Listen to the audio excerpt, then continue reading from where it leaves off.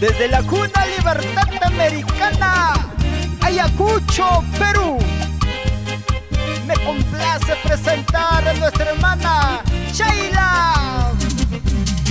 Cristo vive, Cristo vive, Cristo vive. Con gozo, con gozo, con gozo. Alaba a la hermana Sheila, a nuestro Señor Dios Todopoderoso. Dios mío, santificado sea tu nombre, tú que estás sentado allá en el trono de tu gloria. Dios mío, santificado sea tu nombre, tú que estás sentado allá en el trono de tu gloria. ¿Cómo lo canta? Mira mi corazón, presto mi mirada, buscando tu rostro. Mira mi corazón, como te adora, Jesucristo bueno.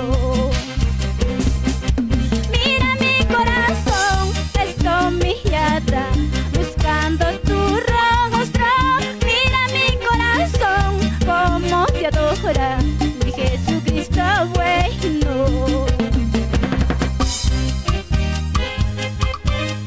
Así alabamos a nuestro Dios Todopoderoso con el ministerio de alabanza y adoración. Dios de milagros, Elohim. Saludamos a nuestros hermanos de Huanta, Acotinchos, Huancayo, Polcabamba. ¿Cómo lo dices? Dios mío, santificado sea tu nombre, tú que estás sentado allá en el trono de tu gloria.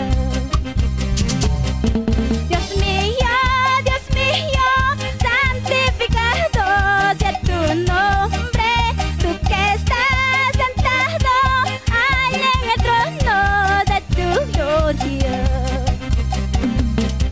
Mira mi corazón, presto mi mirada, buscando tu rostro. Mira mi corazón, como te adora, mi Jesucristo bueno. ¿Cómo lo dice? Mira mi corazón, presto mi mirada, buscando tu rostro. Mira mi corazón, como te adora, mi Jesucristo